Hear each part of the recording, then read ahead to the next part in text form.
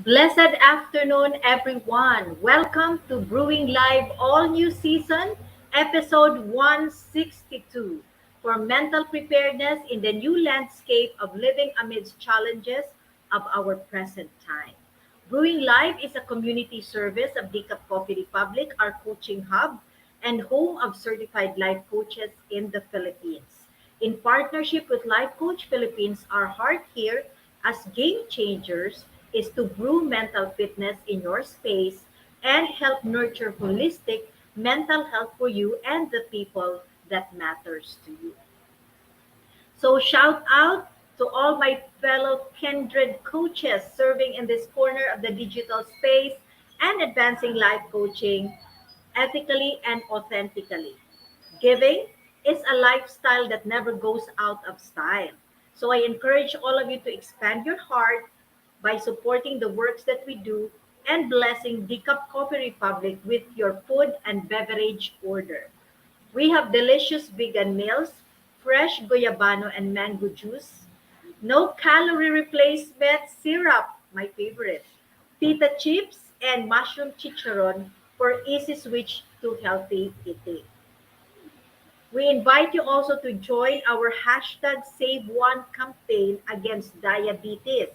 Check out our organic insulin wine and tea and to know more about sugar regulator products to help fight the debilitating symptoms of diabetes. So just hop in no, and join us in this Save One campaign. For your favorite classic comfort food, we also offer sausage platter, waffles, pies, shakes, wraps, and milk shakes. So please check our FB page for the menu of our Santos meal and refreshing drink or connect with Coach Rezzhel through 0917-586-1661 to bring Decaf Coffee Republic experience in your space through order for pickup and delivery. We are also open 12 noon to 12 midnight for your dine-in experiences. So halina po kayo sa Decaf. Okay? Uh, for other ways to support our community works, you may now give us some stars or give or love gift through fund transfer. Just check the caption of this video for bank info or GCash account. If you just joined us in, welcome and thank you for being here. You may circulate the link of this video to invite your friends to watch with you.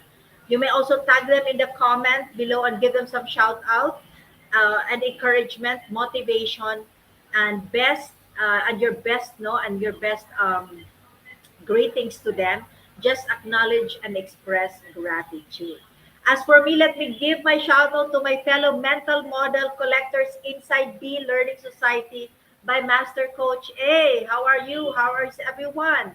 If you are not yet a smart holder of B Learning e-card, you are still missing all the perks that we enjoy today. So, today is the best time to take action. Connect with Coach Rezzhel through 0917-586-1661 to join the Be Learning Society, the 10th maker of the Be Learning Homes for Mental Fitness.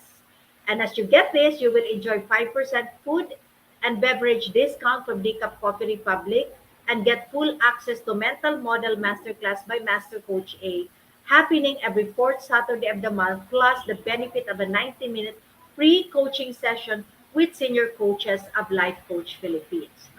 So this month's mental model masterclass is scheduled this coming December 18, and I'm so excited with this one at 7 p.m. Master Coach A will be teaching on reinvention mental model mastery. And I've been growing with the different mental models learning. So I do hope you hop in with us. So for more information, connect with Coach Rezzhel through 0917-586-1661.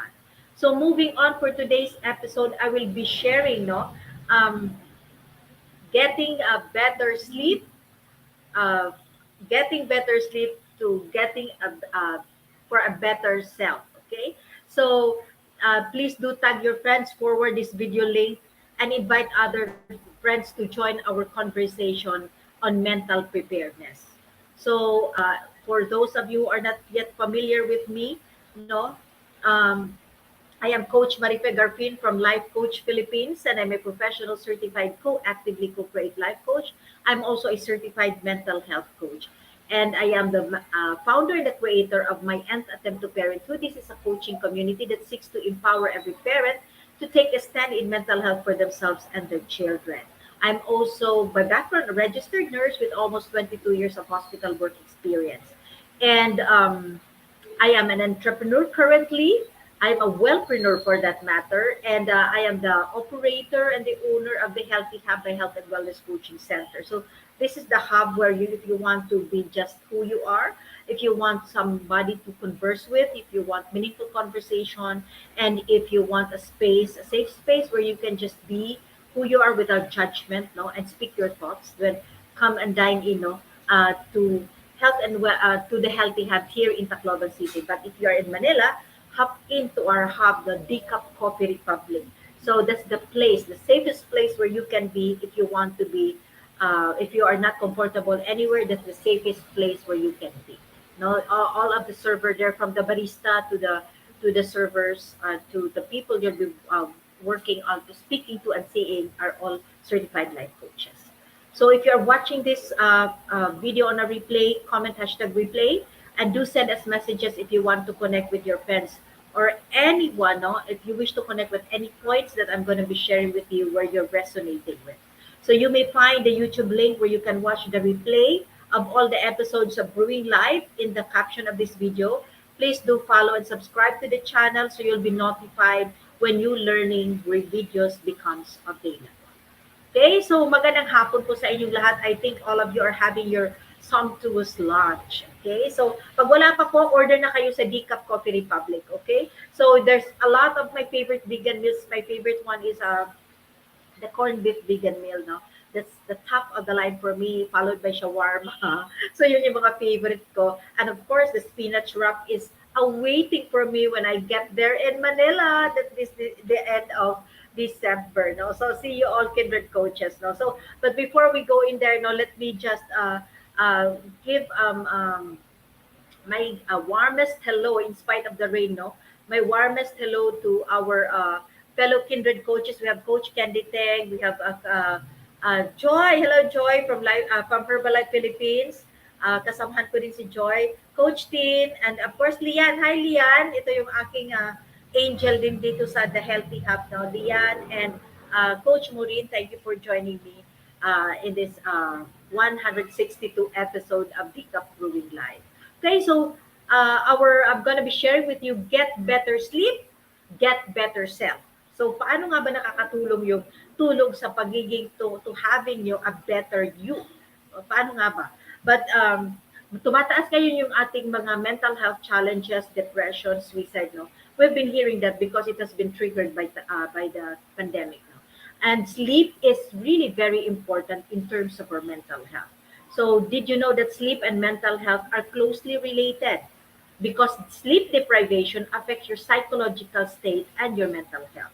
In a study conducted, no, published in Harvard Health publishing a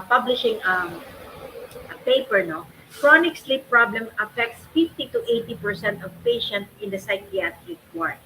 So ganun po, no, or even those who have clinically been diagnosed, 50 to 80% of them are suffering from a chronic sleep problem. So sleep problems are basically common in patients with anxiety, depression, and bipolar disorder, or your ADHD as well. Okay, so because sleep and mood are closely related. So magkaibigan po sila, magkamag-anak sila. Okay? Poor or inadequate sleep can cause irritability and stress, while healthy sleep enhance a well-being. So I've been a wellness coach for over 5 years now, no? And I started with Herbalife Philippines, and I'm still connected with Herbalife Philippines.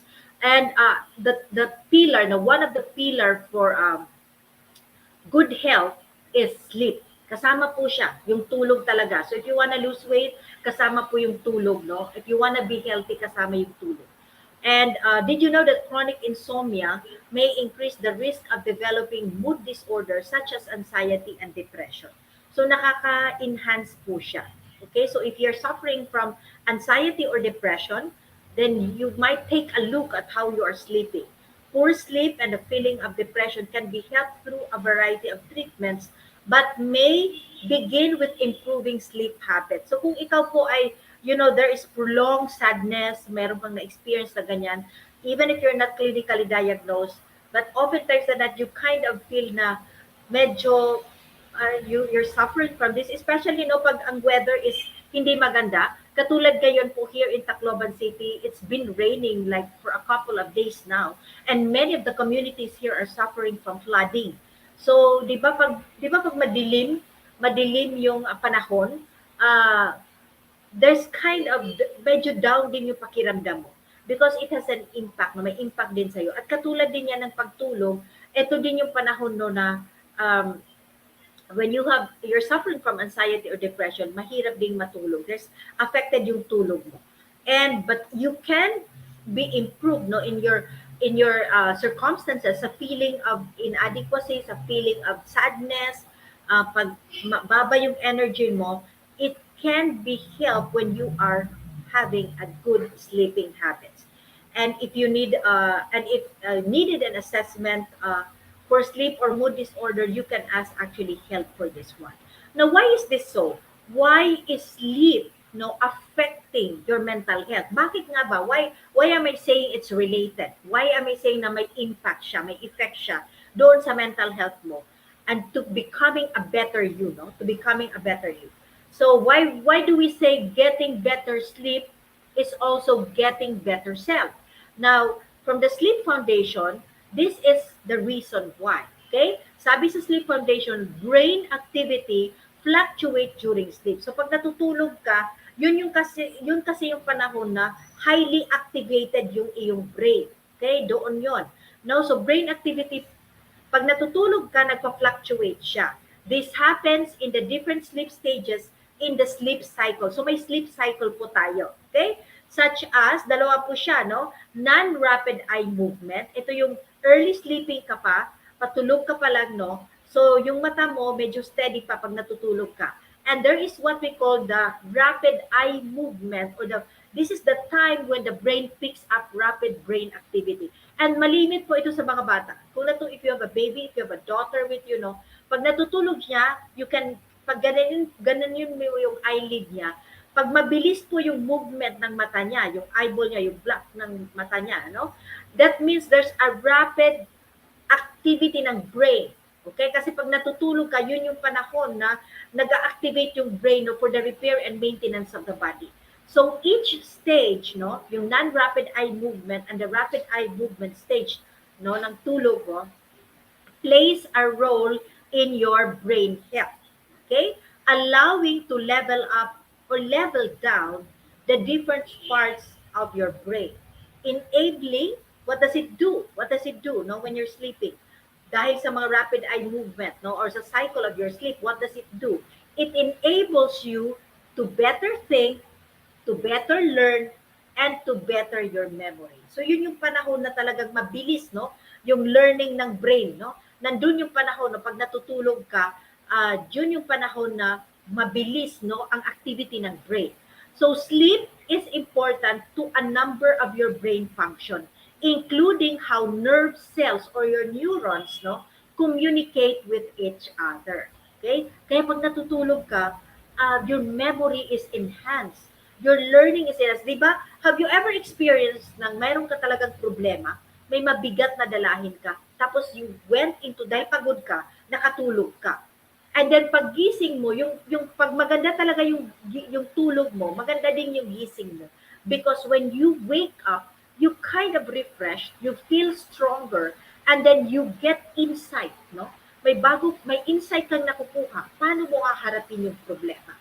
Ganun yung impact ng magandang tulog. Okay? So remember, your brain and body remarkably is active while you sleep. So pag tulog ka po, mabilis, active yung katawan. Ito yung panahon na we call this the assimilation time. Ito yung panahon na there's massive repair and maintenance. Bakit? Kasi nakatutok all the energy, all the nutrients, nakatutok doon sa repair and maintenance sa katawan mo. Kasi nga wala kang ginagawa. So all is full force, sa pag-repair and maintenance, lalo na sa brain mo. Kaya mabilis din yung brain activity.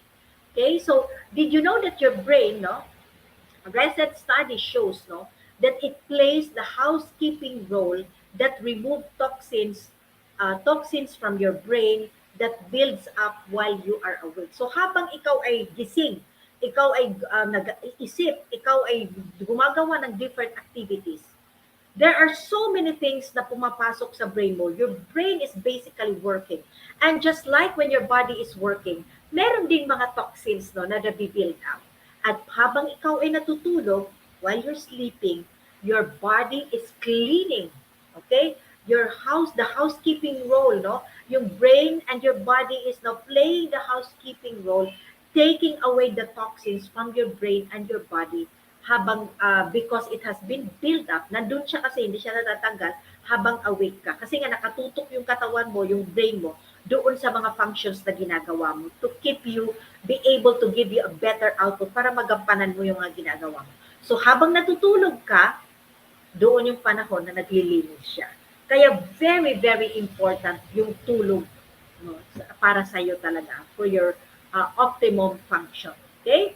Now, what are the associated serious problems no, with sleep deprivation? Pag hindi talaga maganda yung tulog mo or kulang ka sa tulog, ako talaga sakit ng ulo, nandyan, I'll have body aches, and definitely, no, my muscles suffer. I think I've mentioned it earlier, no, or I've mentioned it in a previous episode or segment that I do measure, no, my body weight, no, every now and then. I measure my body weight because I have to be near my ideal weight or in my ideal weight because I'm in the menopausal phase. And whenever I gain, no, pag ako po ay nag-gain ng weight, sumusobra ako, no, I become overweight, I feel the symptoms. My body feels it. It's heavy. I'm more lethargic, no? And hindi maganda yung pakiramdam. I get cramps in my legs, no? And oftentimes that not, I have body aches and headache. So I have to really be into that. Okay, so but when I am when you and I are sleep deprived, you might also experience the following potential problems such as high blood pressure, diabetes, heart attack, heart failure or stroke, obesity, depression, immunity impairment. It may even affect your appearance, di ba? Parang yung peg mo is Hagardo Versosa ka na. Kahit naman natulog ka, you still look haggard. Kasi may impact siya. Dark circles in the eyes, your skin will suffer, no? So kung wala tayong budget, no, ng pagpapaganda ng derma, matulog talaga tayo and hydrate ourselves, no?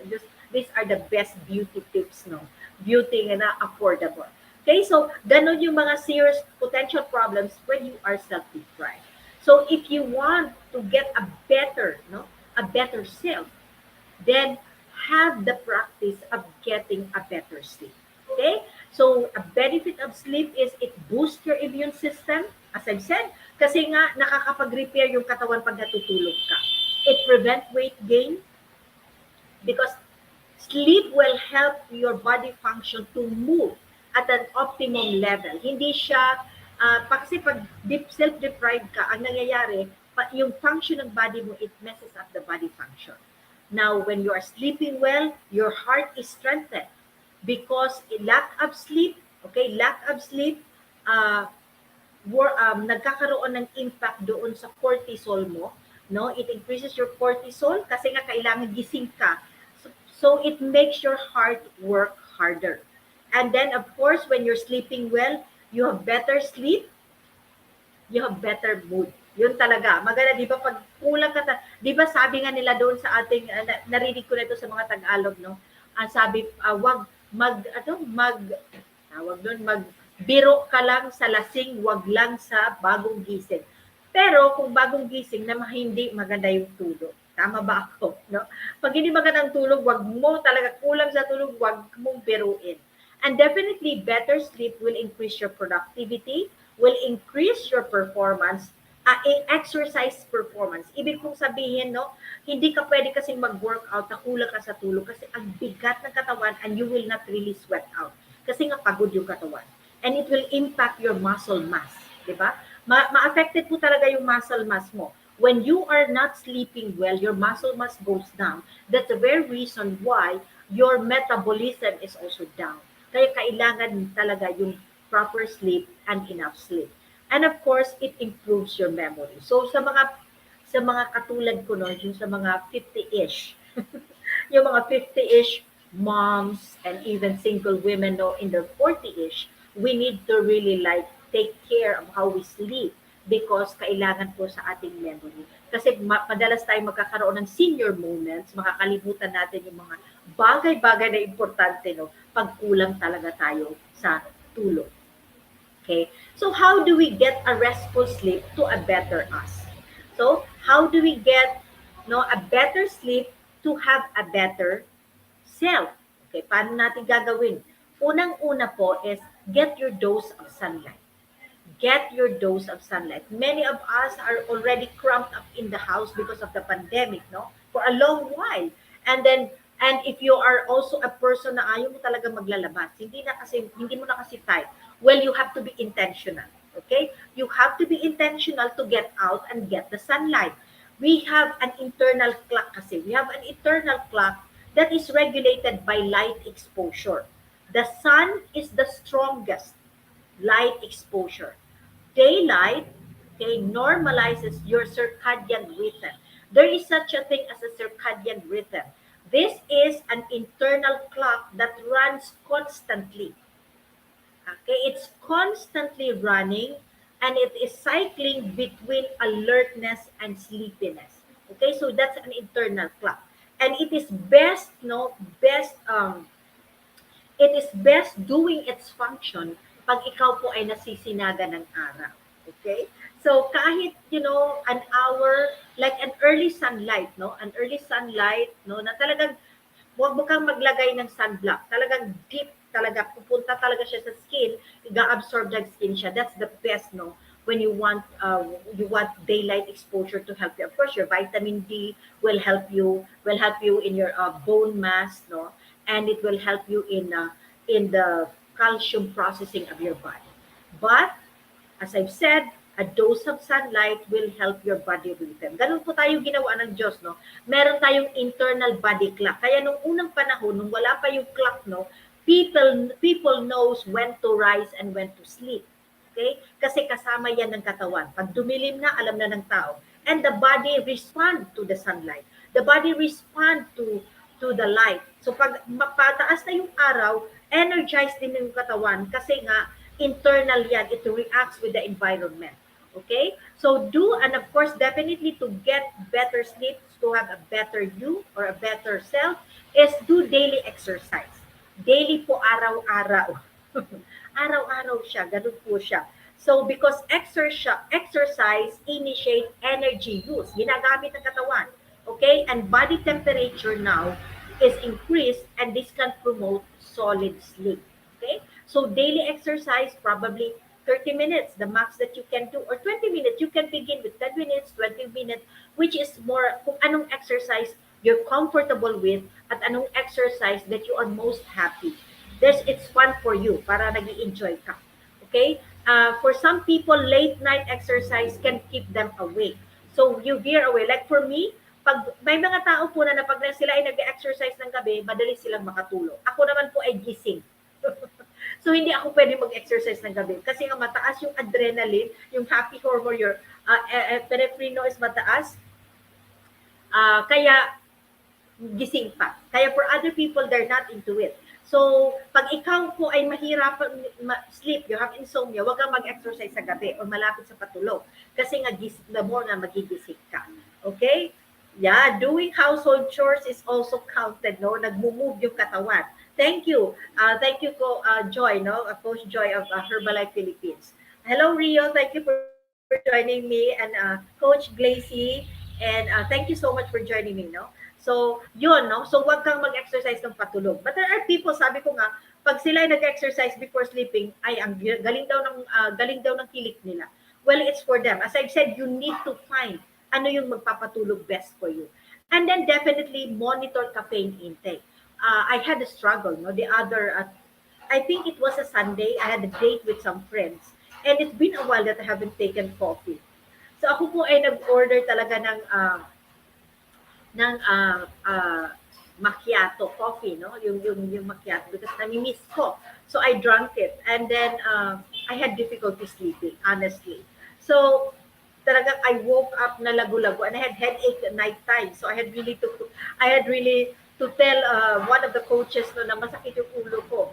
And if you have, no, if you're not used to caffeine and you're drinking caffeine, and you believe you're having difficulty, inom po kayo ng maraming. Hydrate para ma-flush out yung caffeine sa katawan po ninyo.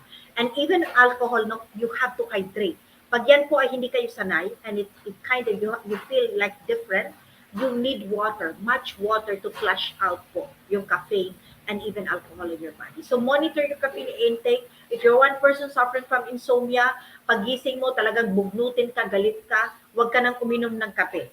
You can shift, you can choose some other drinks, no? Lalo na kung sanay ka po sa umaga ay gusto mo mainit. Ako po ay nag-insulin wine in the morning or I drink Herbalife original lemon tea. Yun po yung iniinom ko. Especially prior to exercise, I drink my Herbalife tea because it's a thermogenic tea. So talagang nagsisweat out ako. And then after my breakfast, I would drink my insulin wine. Ganun po ako. I'm a tea person lover since after I left the nursing world. Okay? Nung hindi na po ako nag-duty, I did not work in the hospital. Kasi po kami mga nurses, savior po namin yung kape. Kasi nga hindi po kami makakain kaagad, no? Kaya nagpumupuno sa tiyan namin yung kape. Okay? So monitor your caffeine intake. Pag hindi ka makatulog, wag mong kunin yan. Huwag kang uminom kasi mahirap na. Be mindful of your alcohol. No? If you're one person, especially if you're reaching the middle age, no, at mahilig ka sa alcohol, try to look into yung mga low alcohol content. And let me i-try nyo po yung insulin wine namin. It is only 3.5%. No? So mababa yung alcohol and then nasubukan po namin ito. Maganda po siyang nightcap. Maganda po pagtulog po niyo yung 50 ml, inumin niyo sa gabi, ay nako ang swak ng tulog. And my husband, my husband is a doctor. Talagang love niya yung insulin wine. Cap niya talaga ito, nightcap niya sa. So if you want alcohol and that parang hindi ka na makatulog but still you want it, try the insulin wine kasi nga po 3.5% lang po siya. Organic wine siya, 3.5%. At pag may party po kayo, no, kunin nyo yung insulin wine, gamitin nyo po kasi nga ipakakatulong din yan sa pag-process ng mga extra fat ninyo o extra sugar po doon sa kinakain ninyo. So be mindful of your alcohol intake. And then, don't eat too late. Don't eat too late. As much as possible, 3 hours before sleeping po yung last meal. It should be that way. Last meal. Bakit? Kasi paano ka makakatulog kung you ate, lalo na no, pag nilibre ka ng, in Vikings, no? Pag pumunta ka ng Vikings, nilibre ka, tapos syempre naman, sayang naman yung libre, no? So kumain ka ng madami. Lalo na kung pumunta na kayo ng mga 8 o'clock, nako, patulog ka na ang tulog mo is 11. Tapos marami kang kinain, you'll have difficulty sleeping because your digestive system, your gut is still active. Buhay na buhay siya, kaya kailangan niya kasing i-process yung mga sobrang kinain mo. So, be mindful of that. So, kung may maglilibre sa'yo ngayong Pasko, sabihin mo, 12 noon na lang, friend, tayo kumain sa mga buffet kasi nga kailangan ma-process para hindi para hindi ma-convert to fat deposit yung mga kinain. Okay, so don't eat too late. And don't smoke. It's high time. Smoking has some impact in our mental health as well. Okay, may struggle po. If you're difficulty to stop smoking, see a coach. Talk with a coach para ma-process po yan. Kasi nga smoking is associated with difficulty of sleeping. There's a lot of study have been conducted, and smoking affect your sleeping. Then, make your sleeping comfortable. Paano nga ba ito? Ang maging comfortable, make sure that your room, your bed, get a beautiful bed sheet, yung soft. I remember my daughter, favorite niya talaga yung mga flea blanket, yung mga soft talaga, no? Yun yung favorite niya, nilalagay niya talaga yan sa kama niya, pati yung mga pillow na hinahag niya, soft, much as possible, make it comfortable para makatulog ka. Get a beautiful bed, okay? So, pag ipunan yung magandang kama, magandang bed sheet, no? If you want beautiful music, yung mga aroma, if you can sleep, no? Ako hindi kasi ako pwede sa mga aroma kasi it disturbs my sleep. Ayoko may naamoy na very strong, no? So, make sure that your bed is only for sleeping. Okay? For sleeping. Okay? Hindi yun, andun ka na nagtitext, doon ka kumakain, doon ka nagtatrabaho. So make your sleeping comfortable as much as possible.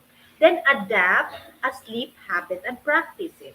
Ano yung mga sleep habits mo? Yung mga ibang tao, they have, beauty products muna, tas pag ginagawa mo kasi routinely ito, yung brain nagre-recognize, wow, maglalagay na ng beauty products, matutulog na kami. So there's a pre-sleeping routine.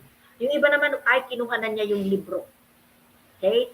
Kinuha na niya, naghang yung aking naghang ata yung aking talagang umuulan kasi ng malakas dito. So, yung iba naman ay maliligo muna. Okay? Pag naligo ka na, sabi ng brain, wow, paligo na siya. If you're doing it regularly, pag naligo ka, sabi ng brain, wow, matutulog na kami. So, naka-preempt yung brain.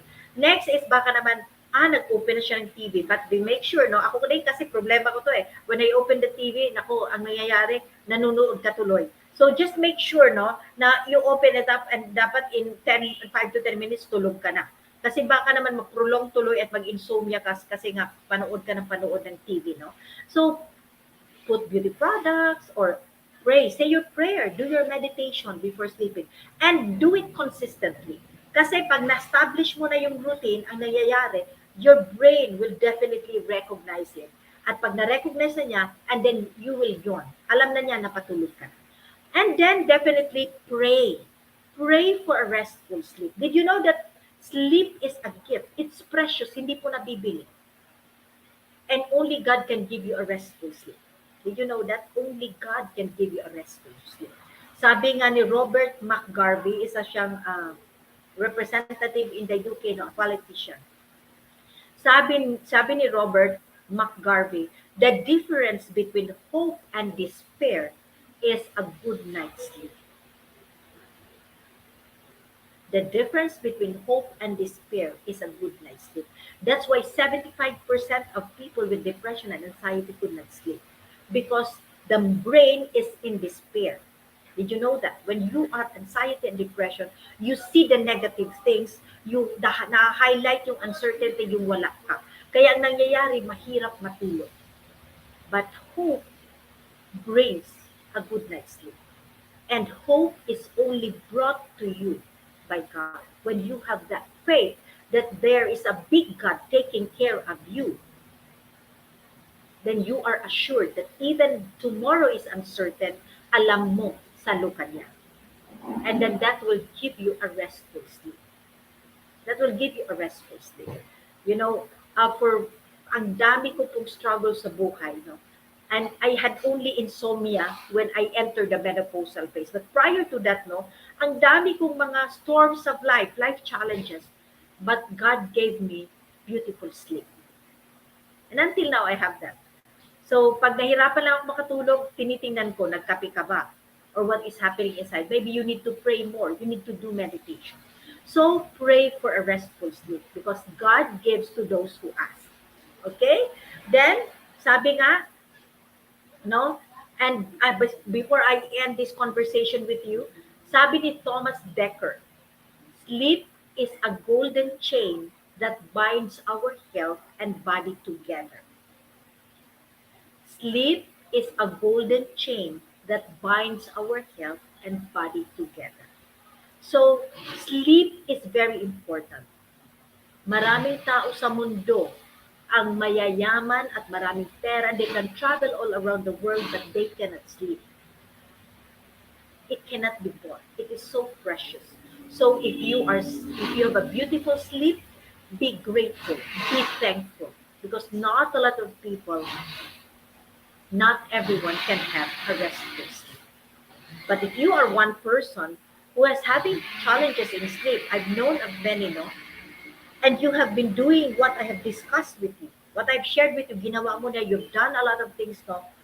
But to no avail, you're having difficulty, then maybe you need to contact me, connect with me, and let's discuss this.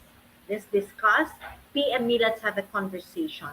Connect with me through 0975-995-2382 because there may be a need to unload a lot of things from the heart and the mind so that your brain can rest and you can have a restful sleep. Is that an okay?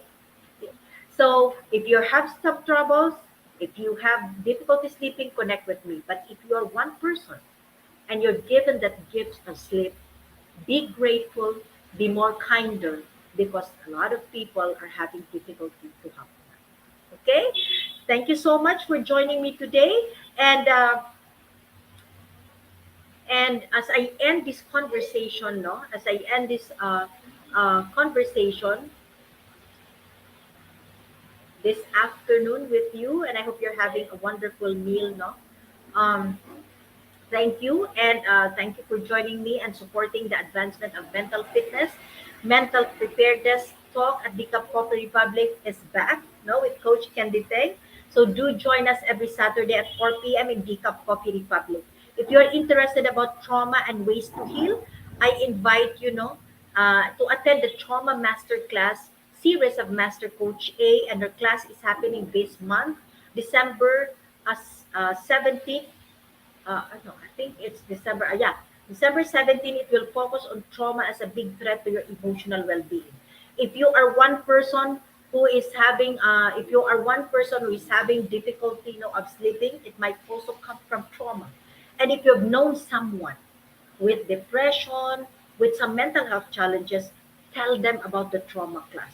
Baka ito na kasi po yung mag-open ng doors po para sa kanya, para maintindihan niya yung nangyayari sa kanya. Okay? So, it is worth your while. It is worth the investment kung ang maibibigay naman sa iyo is a wellness of your overall well-being po ay matulungan ka. Okay? So, this month po, it will focus on trauma as a big threat to your emotional well-being. Kaya importante po yung naintindihan natin ito. And there is no only small and big trauma po. Lahat ng trauma na nangyayari sa atin leaves an imprint in our subconsciousness. And oftentimes na hindi natin alam. That's why we need to learn to be aware. If you're interested also to become a professional service provider, either as a life coach or a mental health coach like us, connect with Coach Rezzhel through 0917-586-1661 to know more about Actively Co-Create, a life certification program by Master Coach A. We are now accepting application for mental health certification and internship program with limited slots. Okay? So make sure that you make the reservation with Coach Rezzhel. So connect with her, 0917-586-1661. Again, thank you so much for joining me. Do join us back tomorrow, same time, same digital space for episode 163 with Nature, Nurture, Make Time. This is by Coach Nordelin Kalis Dacos, no, tomorrow at 12 noon. The Coffee Republic is located inside Pioneer Center compound, or widely known as PC. We are just across Bayanihan Center in Pioneer Road corner, Brixton and United streets in Capitol, Pasig City. Visit them. Okay? So this is Coach Marife Garfin, mentally fit to serve in behalf of Life Coach Philippines. This is us in the Philippines. Love, bomb, boom. See you tomorrow. Have a blessed day. Never forget, you can create your own sunshine even in the midst of rain. God bless.